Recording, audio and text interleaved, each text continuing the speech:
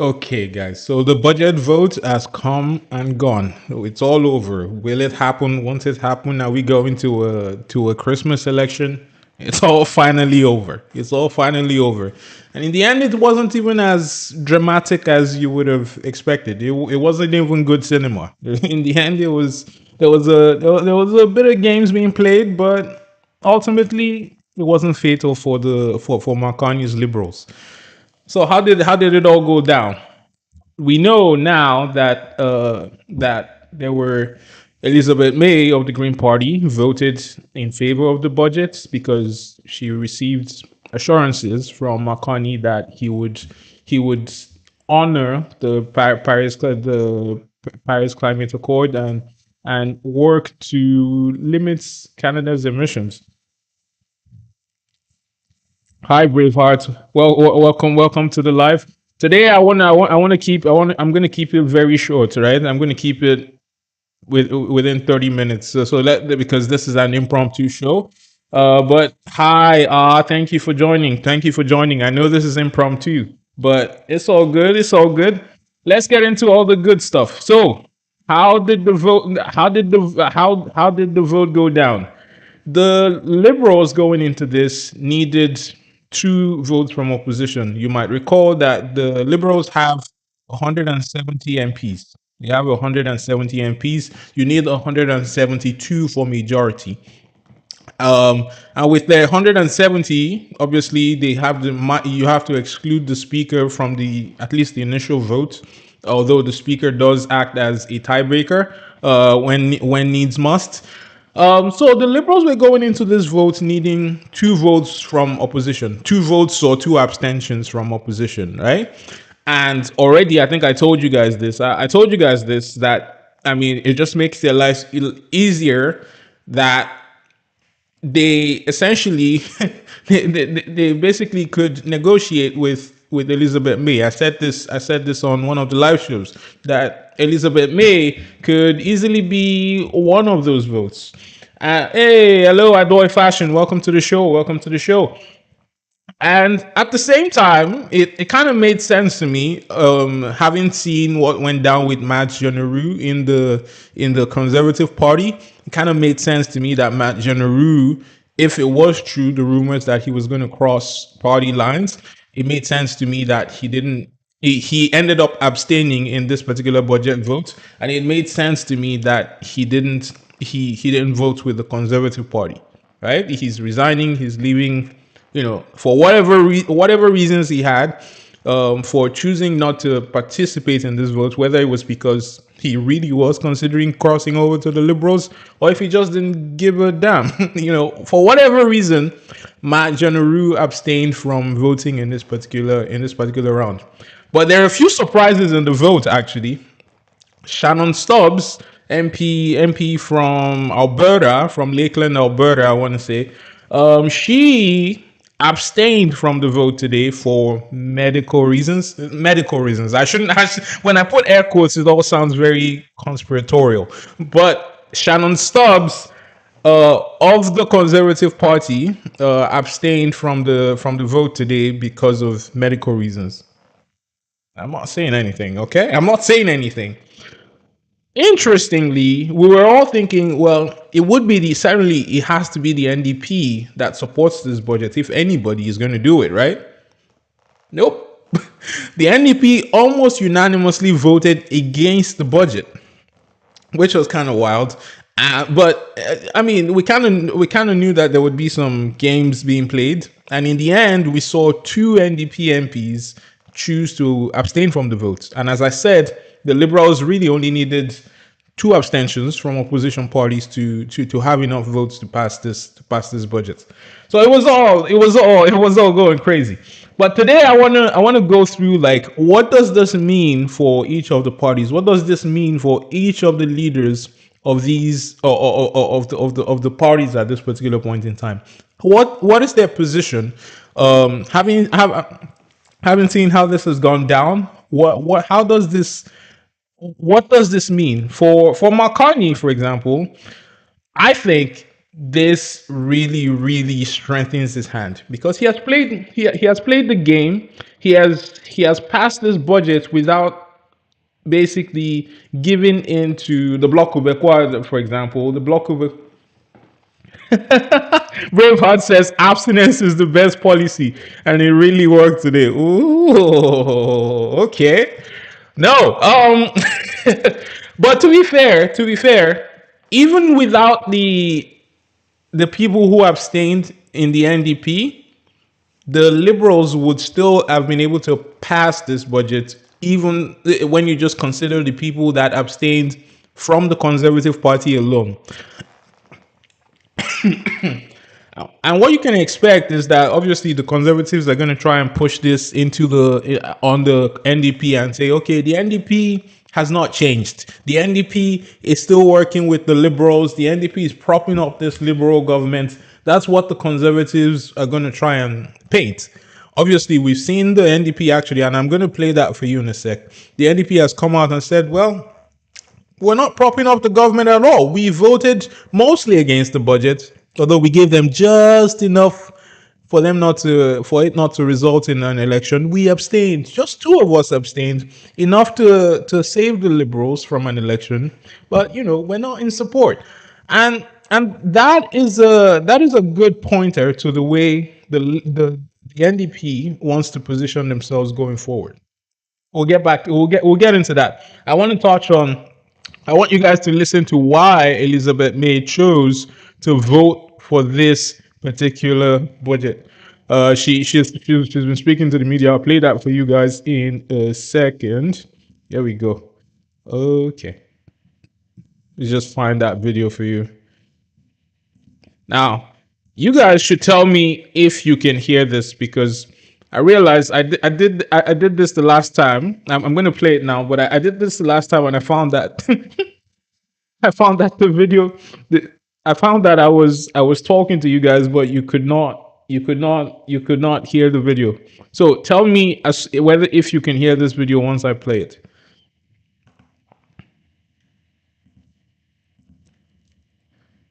Okay, so you can see me there, and now we're gonna play Elizabeth May. From Mark Carney, Prime Minister, that I'd heard previously from Mark Carney, former Governor of the Bank of Canada, former Governor of the Bank of England, former Special Envoy for Climate Finance to the Secretary General of the United Nations. I heard a firm commitment we will meet our Paris targets.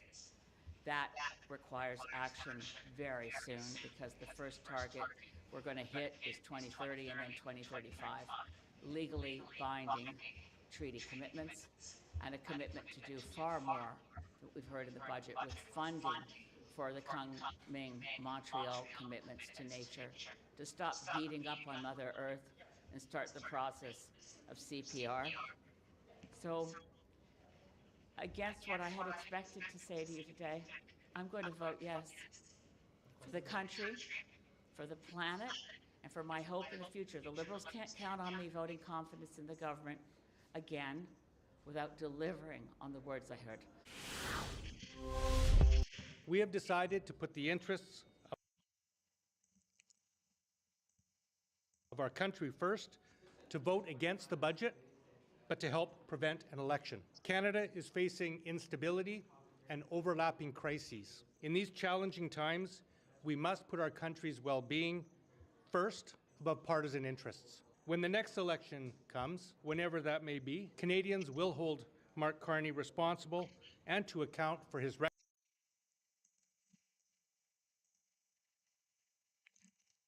Okay. Oh, did you say you can hear it twice? You can hear it twice? Okay. Let's see if we can fix that now. I'm gonna turn this down a bit. Maybe it's the volume that's a little bit too loud. Oh, it's good now. Oh, okay. So let me.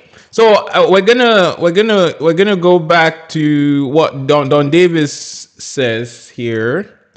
But anyways, what was my whole thing? Zach Aze says, "I don't know what to think, my friend." Yes, let's get into the what to think part of this. Let's get into into the what to think part of it.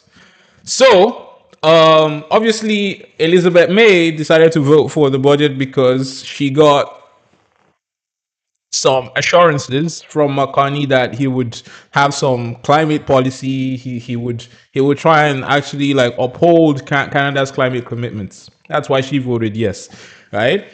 But then obviously we're seeing we saw the bloc as well vote no on this budget.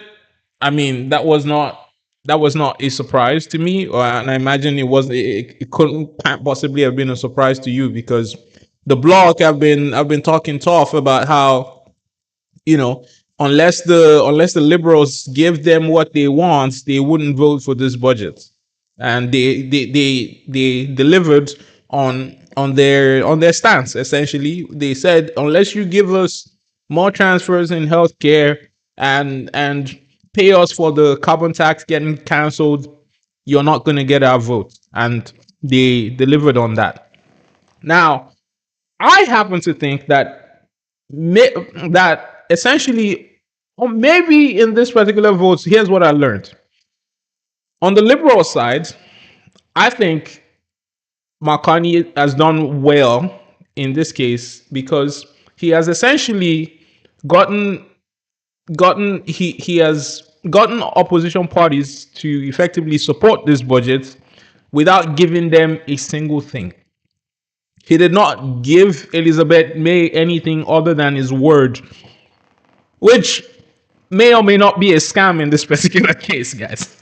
You know, I'm not calling McCartney himself a scam, but I'm saying that he for this moment the direction that Canada maybe needs to go may not be something that someone like Elizabeth May might be able to support. And she says that possibly the government cannot count on her to support them in confidence votes going forward, especially if they don't deliver on the promises that McCartney has made her.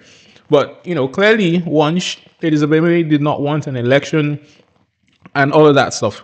But even with the NDP, who a lot of people expected that McCartney would negotiate with, we've heard from Don Davis in an interview following the in a press conference following the vote.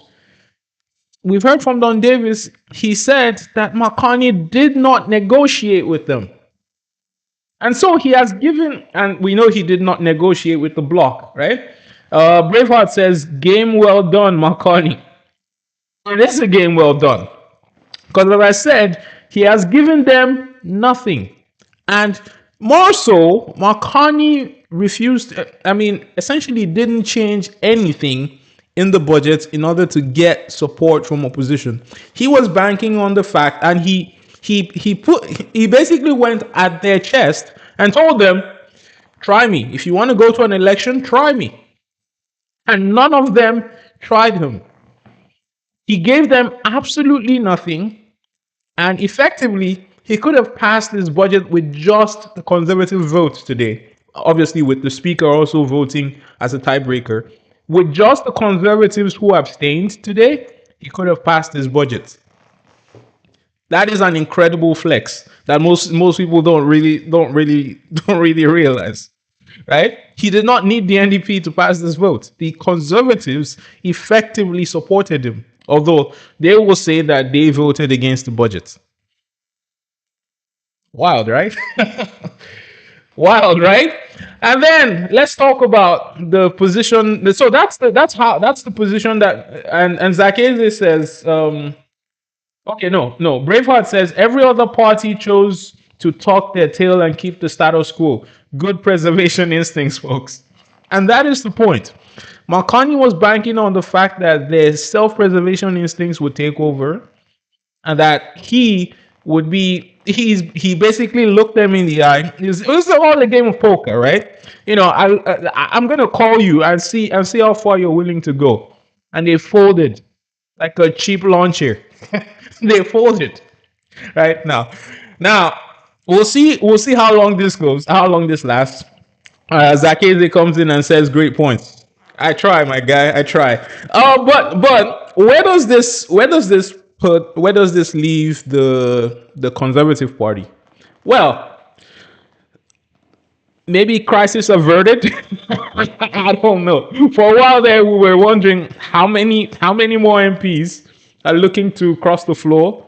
How many more? Oh, Fox Club, hello, Fox Club in the house. Okay, okay, where are we? Uh, Fox Club says I made it, and trust me, guys. It's not. I know it's not easy for you guys to join me on a Monday. This was kind of an impromptu stream. I wasn't planning. I wasn't planning to be live. But then I saw the votes. I was like, I got to come talk to you guys because I didn't have the time to write a video and all that. Anyways, Zacchaeus is saying hello to you, folks. Anyways, where were we? Where does this leave? Where does this leave Pierre Polyev? Well, it's maybe we can say it's crisis averted. No more MPs crossed the floor, so he's good on that front. But also on the vote, by and large, the his MPs all voted no, except Shannon Stubbs, the MP from Lakeland, Alberta, that I said she abstained, and they say it was for medical reasons. I don't know. I don't know about them medical reasons on the day of a budget vote. I'm just saying, if they really wanted an election, I'm sure they could have made a vote happen. But they did their thing. Shannon Stubbs did not vote. Matt John Rue, who is resigning from caucus and resigning altogether. I'll get to your comment right now, her chain. Matt John Rue also did not vote. But so that was interesting. Hart Chain says, I think the Conservatives are in a strong position. The longer Carney is in power, the worse it will be for him come re-election. That is possibly true. That is possibly true. But that can also, I know Zacchaeus says medical. Interesting. No, that's what I thought too. That's what I thought. I was like, oh, medical? Okay. All right. I hope she gets better soon, whatever it is, you know. But Archane, I want to get back to your comments. You're saying you think the Conservatives are in a strong position. I think they are. I think they should be in a stronger position right now. They should have capitalized a little bit more on the position that McCartney is right now. But for some reason, Pierre Polyev has failed to capitalize as I expected he would have, as I wanted to. Her chain is coming in with some bombs on McCartney. Her chain says Carney is a prolific liar and has shown he has no statesmanship skills. Politics won't be kind to him. I don't know if I agree on all that though. Here's the thing: the prolific liar part. I can say he does have a, a tendency to fudge certain things. Uh, has he shown that he has statesmanship skills? I think the ability to lie is part of the whole game, is it not? Is that not what statesmanship is? Is that not what politics is?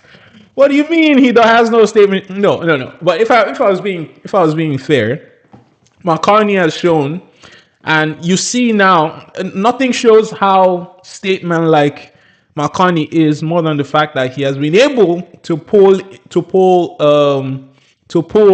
Daniel Smith of all people into the fold.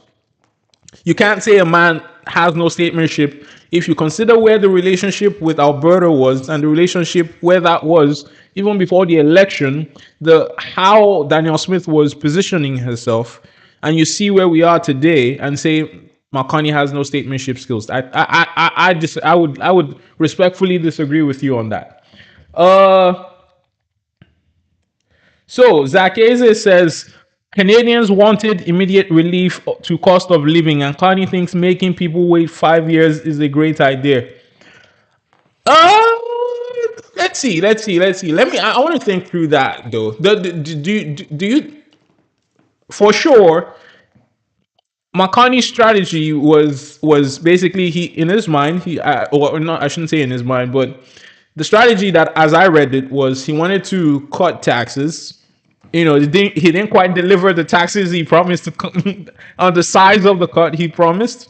You know, he he is looking to create jobs over the next, I don't know, 5 years or so. That obviously that's not an immediate address of the affordability crisis that we're in right now. You're you're right. You're right. I think I can agree with that because you're right. Canadians did want immediate relief. He decided that cutting the carbon tax and cutting taxes at the level that he did, along with the GST holiday, the not the GST holiday, but cutting GST on first time home buyers and some of that stuff, and making the school food program permanent would help with the affordability crisis that we're currently facing. We'll see, right? We'll see. Her chain says, I really dislike Carney using corporate buzzwords. It drives me insane listening to him speak. He has gotten better, believe it or not. But Carney, in the first few months of when he became a politician, he once in a while he still does it though. But once in a while he will go off on these kind of like put it up here kind of thing, and you're just like, bro, this is not this is not doing it for me, sir. You gotta bring it down to here where we can actually don't throw big words to obscure what you're trying to say. Make it here for us where we can understand it. Yes, he when he did cut taxes 1%, says Zach. uh Okay, so Zach says the only tax cuts that occurred were in the budget were for private jets and luxury boats. He did cut taxes for industries that build here in Canada. They can write off the, I think, the first year of the cost of equipping and building new factories here in Canada. That's something. That's something, right? Um, Fox Club says, "Why have taxes gone up since the decriminalization of cannabis? Why have taxes gone up? Because they know you guys are going to be chill about it." I'm joking. I'm joking because, like, I don't know. That's a bit of a high level joke. Tell me if you got it. Zach Aze says he uses complex wording at times when it is unnecessary. Sometimes he does. I can agree with that. Another number says it's less than 1% because our tax credits are based on the lowest personal tax brackets. Your tax rate is less, but your credit is also less. That one's gonna take me a minute. Why are you talking like Marconi Northern numbers? Why are you talking like Marconi Northern numbers? Anyways, the her chain says the liberals sure do love their luxury write-offs. Need their filet mignon every flight. Dude, you guys are killing me tonight. Oh boy. Fox Club said, "LOL, it was funny for sure." Hurchin says, "Yeah, the corporate buzz was lets you say a lot of noise without saying much at all." That is true. Anyways, where was I? I was saying you're right to say that there are two ways though that this can go for McCartney the longer he stays in power. If he continues to not deliver on the, oh, I didn't plug my laptop. One sec. One sec.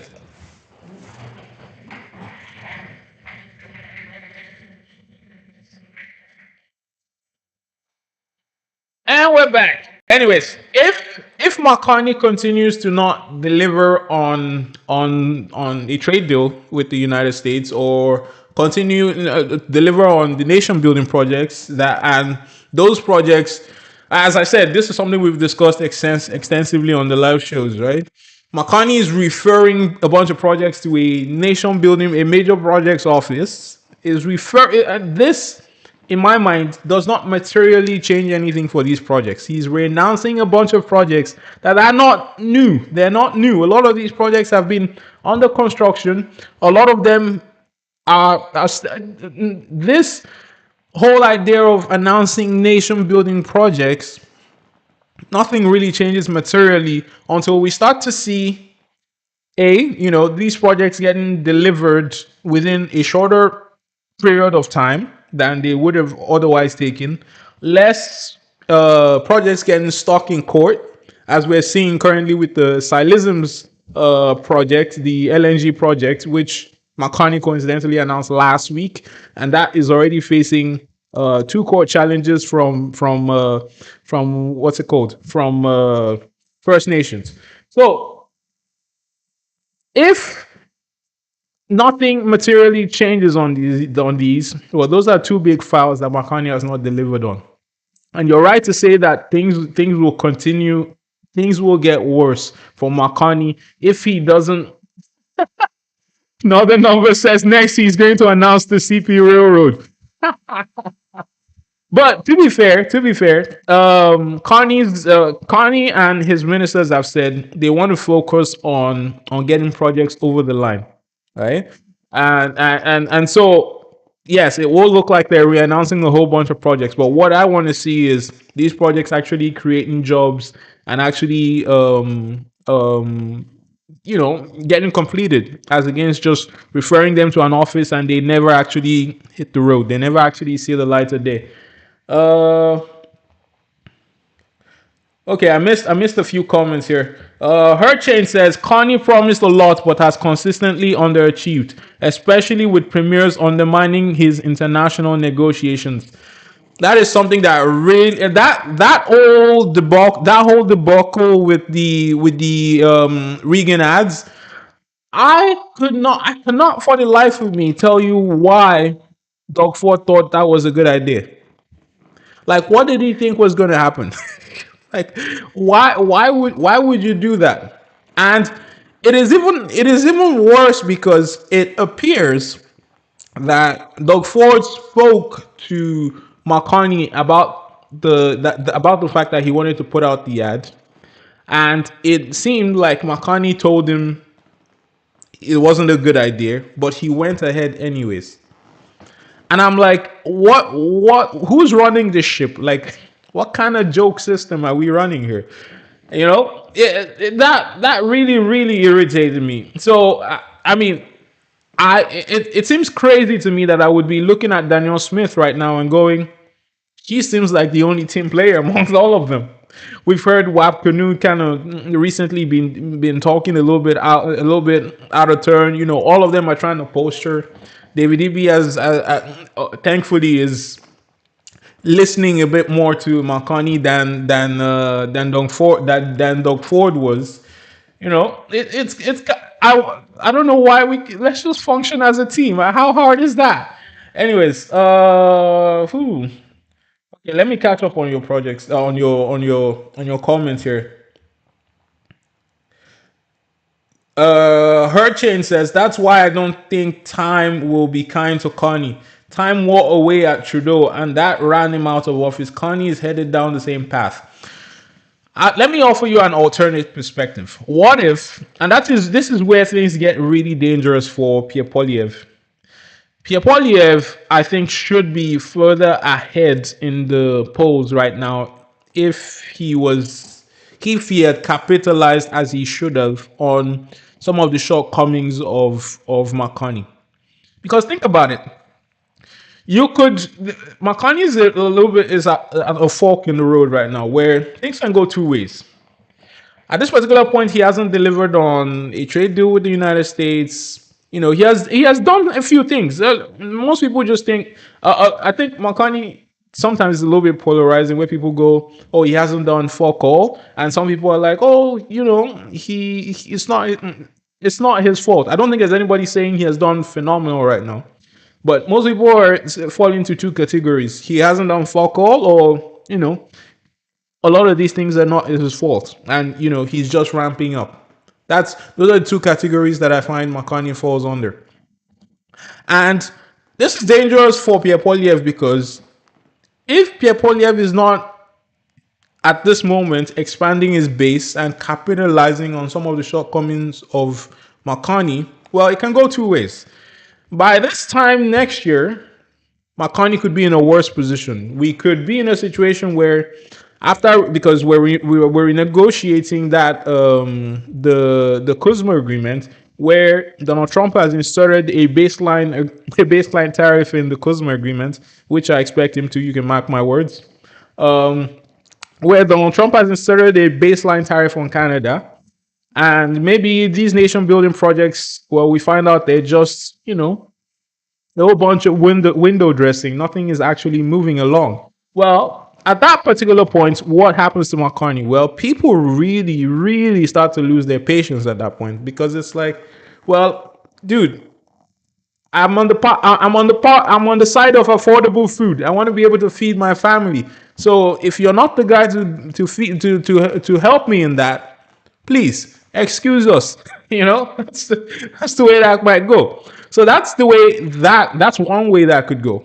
Or by next year, maybe some of these plans that Makani has have a chance to marinate. Maybe some of them start to yield some fruits. Maybe jobs start to become more abundant. Maybe, people are talking about housing and how expensive housing is. Well, the Carney government, while they did not, go big on building homes, they did do something in terms of the demand side and how that makes housing expensive, right? Because they caught temporary foreign workers. They caught temporary permits in general in their plan in the budgets. They're cutting also the number of permanent residents. So that is going to do some work on the demand side of housing. Okay, maybe by next year you start to see some of those prices come down, right? So maybe at that point things start to actually look not too bad for McCartney. That is why this is a dangerous time for Pierre Poilievre. That is why he really, really should have capitalized a lot more than he did on this period of uncertainty that Makani was in. Only, Pierre Poilievre's own house was on fire, right? All we could talk about at a point where we should have been talking about the budget was the dumpster fire that was going on in the Conservative Party. But you know what? Thankfully, the budget has gone through. Seems like crisis averted for Pierre Poilievre, because all his remaining MPs, apart from Shannon Stubbs, who was on medical leave, voted against the budget. So maybe they're all singing from the same hymn sheet right now. Let me catch up on your comments. Okay. So today I said I wanted to keep it short, so we're not gonna go too much longer. But I want to catch up on all your comments before we start to close up shop today. Uh, okay. So let's see, where did I stop? Okay. All right, so I got your comment. Another number says next he's going to announce the CP Railroad. I got that already. Her chain says that's why I don't think time will be kind to Carney. Time wore away at Trudeau. I think I got that already as well. Zach Eze says, What about the six projects announced? What about the six projects that were announced as apparently already under construction? And that was what I was talking about earlier. That appears to be a strategy that the Carney Liberals are employing, where, and to be fair, I can't lie, I agree with it, because I don't think that as a country we require a bunch of new projects right now, and I'll tell you why. This country has a track record of projects just getting stuck on the ground and never actually going anywhere. We don't lack projects. What we lack is execution. What we lack is execution. So I don't mind the idea of them saying, okay, these projects are already under construction. Some of them are, at this particular stage, this is what the impediments are. Let us remove these things and get these things to come online sooner. I don't have a problem with that. Okay. I think a lot of people focus on the fact that, oh, these projects are not new. I don't think that is the problem we have in this country. Let's get through. I don't, and some of the projects they've chosen are actually really strategically sensible. Some of them are a little bit confusing. I gave you guys the example of the Silisms project, where the Silisms project is a project where I cannot understand the designation of that project as nation building because one, it is owned by an American company, Western LNG, and two, it is using materials from it is using steel for the cryogenic containers for the LNG. It is using steel from imported steel from China and from Korea in the construction. So that contravenes Carney's strategy of buy Canadian.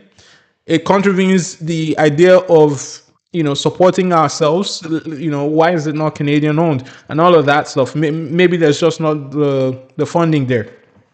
But you know that's one of the problems. That particular project I have a problem with in the sense that why is it designated a nation building project in that sense? McCartney's justification, of course, for that was, well, there are a bunch of infrastructure around that project, like the pipeline that will supply the facility and all of that. These things will create jobs, all of that stuff. Anyways, let me catch up on your comments here. Zach Azer says no radical changes for the type of bill that will come in the mail. I'm not sure what you mean there. Fox Club says could improved healthcare like full dental and eye care and improved trade sway enough people in an election. I'm sure it could. I'm sure it would.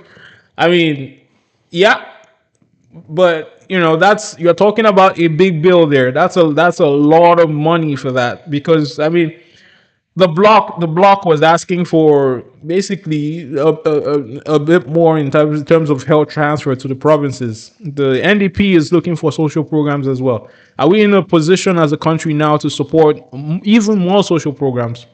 Literally, all Justin Trudeau did were social programs. Not all, but a lot of what Justin Trudeau did was commitments to social programs and some of that stuff. Maybe it's time for us to focus on the economy a bit more in the next few decades. Uh, Fox Club says provincial trade. I'm not sure what you mean. Zakeza says Doug Ford won't be happy until LCBO is filled with Chinese alcohol. Oh, come on. Why are you gonna do my guy Dog like that, dude?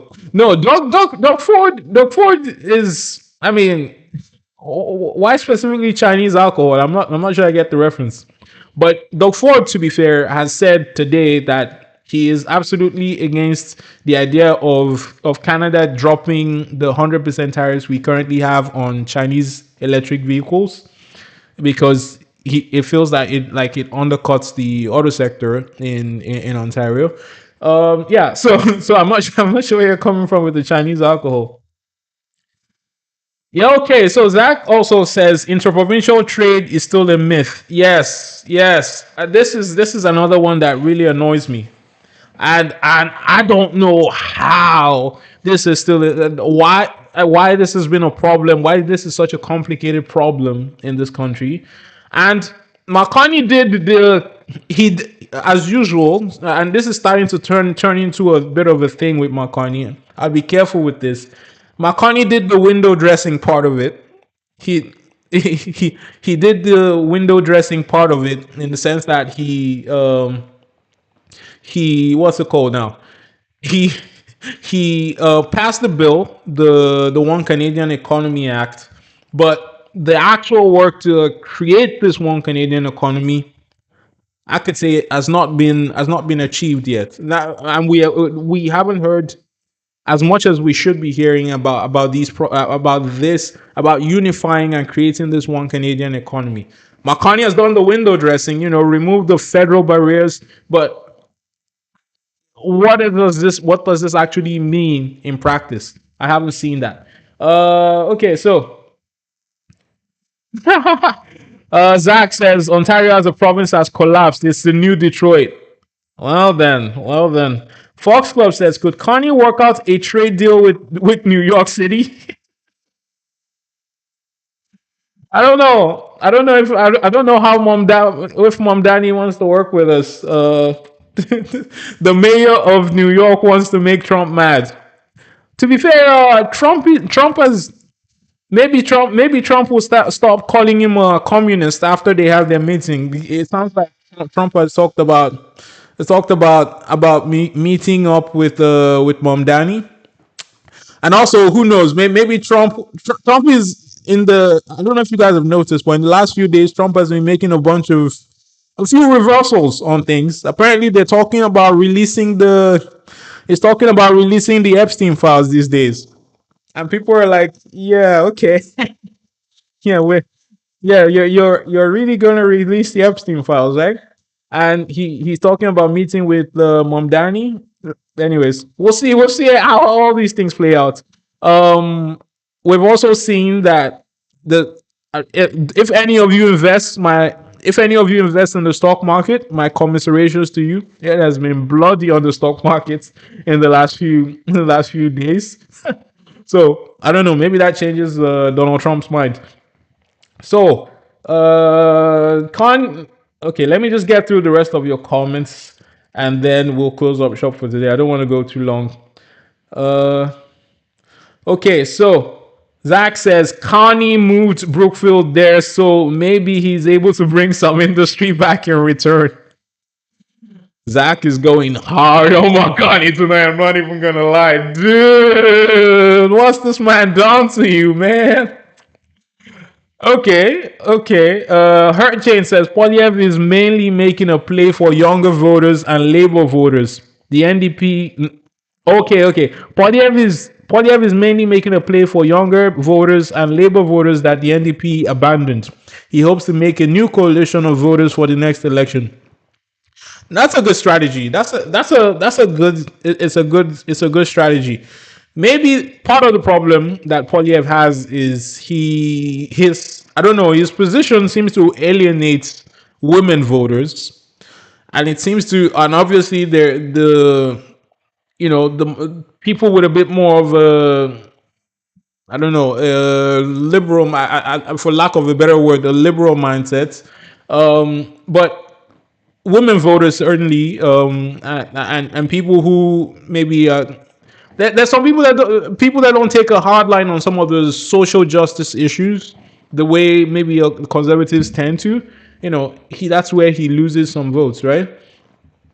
But also, I've heard a lot of people say they just feel like Pierre Poilievre is just draining with the rhetoric. Okay, so Zach Eze says it was a wartime effort for building homes. Lasted 30 seconds. Ha ha. As I told you though, there are two sides of that particular thing. There's the supply side, the wartime effort for of building homes, but there's also the demand side, which it seems like this budget is facing instead. This budget is addressing the demand side of the housing crisis by essentially reducing the number of immigrants that are allowed into Canada. So there is that. But you're right, it does fall short on the wartime effort, to build homes. Her chain says the Conservatives made huge gains in my province of BC. Oh, you're a BC person. Yay! Me too, me too, me too. Uh, the Conservatives made huge gains in my province of BC because he won over trade workers who were abandoned by the NDP. A lot of Conservative voters last election voted Conservative for the first time. Yes, yes, and the NDP. I wish the NDP would come back to some relevance. I want them to come back to some relevance, because I think perhaps that is one of the ways that maybe the conservatives can be a bit more competitive in if an election is called next. So I do want I would prefer I would like if Pierre Poilievre did not go so hard on the NDP, give them a chance to recover. Maybe call some of the base off the liberals. Because I mean the liberals have decidedly moved a little bit right since the election of Carney. I'm sure there's people within the liberal base who are going, well, this place no longer represents us. But if Polyev continues to demonize the NDP, he does never gives them a chance to actually like recover, and I think that is to his own detriment, in my opinion. Anyways, yeah. So yeah. So Zach is just saying good point on Canada not executing. The NDP is so strong in BC. What are you talking about, Zach? The NDP is strong in BC. Are you in BC? Are you in BC, dude? We're looking at some of the things like that David Eby is doing. David Eby is our premier in BC, by the way, and till this moment, and maybe David Eby will prove me wrong. And maybe Zach is asking when is my next live stream. I'm typically live on Sundays at 4 p.m. Pacific time. This is just a bit of an impromptu stream that just like came up because something when something big happens, I come live when I can after work. But usually that we have a stream every Sunday.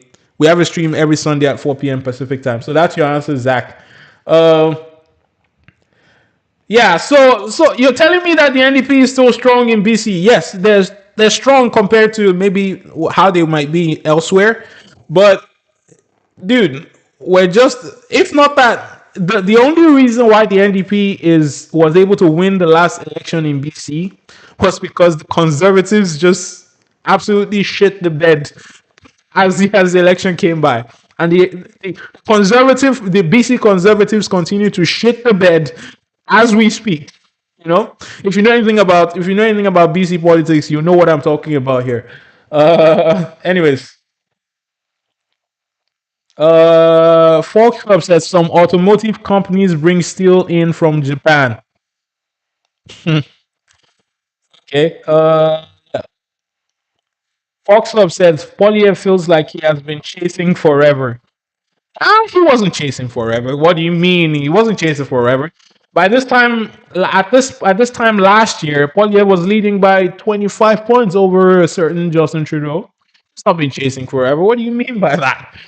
No. But obviously, my opinion as at this particular point in time, maybe Polyev will surprise me. I think that Polyev is done. That is my opinion. I do not see Pierre Polyev having the stones to beat a Marconi unless something incredibly wild goes wrong with Marconi. I think he he he will maintain the favorability margin that he has over Pierre Polyev. I don't know for some reason. Oh, has been chasing the PM forever. That's what you mean. Okay, okay, okay. So yeah. What else am I missing here before we shut up shop? Yes, and her chain says the NDP vote collapsed in BC. They did not. They certainly didn't win as much as they could have won. Yeah, exactly. Another numbers comes in and says, agreed. Attacking Jagmeet Singh was an unforced error. If you hadn't been so busy attacking Jagmeet Singh and maybe trying to negotiate, we could have been in an election a lot sooner before the Liberals had a chance to call an election on their own terms. So he fumbled that big time. And I hope that Pierre Polyev does not repeat the same mistakes. Okay, so this, and I'm going to address this last, and then we should get out of here. We should get out of here. Her chain says Pierre Polyev led the Conservatives to historic gains, and his base is more unified than before when they were a big tenth party. Here's where I tend to disagree with this assertion from people. People tell me, Pierre Polyev led the party to historic gains. Okay, what does that change for when you consider how the Conservatives lost the last two elections? So the election with Andrew Scheer and the election with Erin O'Toole. Tell me that the position they're in now is any different to the position they were under those two leaders. Think about it. The Liberals won a minority under Andrew Scheer and under when the Conservatives were led by Erin O'Toole and when they were led by Andrew Scheer. Right? What's the difference now? They're still in a minority situation. Fine, the Conservatives have a bit more seats. They have a lot more seats. But fundamentally, the balance of power is the same. Okay? So, in that sense, Pierre Polyev has not done shit. Okay? Here's the second thing. Pierre Polyev People talk about how more people voted conservative in the last election. Well, let's address that. Did he win the popular vote in the last election? No, he didn't. Okay, Andrew Scheer and Erin O'Toole actually won the popular vote in their election. Fine, more people voted conservative in this election, but fundamentally, they don't have the credence of saying that they won the popular vote.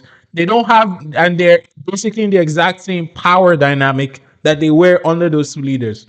And so, what are you telling me about Pierre Poilievre having done something incredible for the Conservative Party? He didn't. He didn't. Effectively, he fumbled a very winnable election. You could argue in those other elections, there was never none of those leaders ever had a lead or ever really had a lead. Maybe the best Andrew Scheer and Erin O'Toole could boast of was maybe a 2 point lead over the Conservatives, over the Liberals, over the Trudeau Liberals. Now, perhaps there is a little bit more shame for Andrew Scheer and Erin O'Toole in the sense that they lost to a drama teacher. Not the same as losing to to a former central bank governor, right? It's not the same. Maybe there's a little bit more shame in the fact that Andrew Scheer and Erin O'Toole lost to a drama teacher. Stephen Harper too, to be fair, lost to a drama teacher. Anyways, we could be on this for forever. Anyways, yeah. So I want to look at me. Wow. I said I was going to make this just 30 minutes, and here we are, 50 minutes in. All right. Let's close up shop tonight. Thank you guys so much for joining. I'm gonna roll the credits now. If you're new to the channel, please subscribe to the channel. Join me every Sunday at 4 p.m. Pacific time. That's when we go live. But if anything crazy happens, like certain budget votes, obviously I'll come live when I can after work. But let's roll the credits. Zach Eze, thank you for your comments tonight. Thank you for joining the live show. Herd Chain, thank you. Fox Club, thank you for joining the live show tonight. Northern Numbers, you're a legend, absolute legend, absolute legend. Every single one of you, thank you for joining the show. Who else am I missing? Who else? Who else was in my comments today? Braveheart. Yes, legendary person. Adoy Fashion, thank you. You as well. Okay, so I think I got everybody. Thank you guys for joining me tonight. Thank you guys for joining me tonight. And Hurricane, thank you for the sub. Yeah. Anyways, see you guys next time. Have a good night. Peace.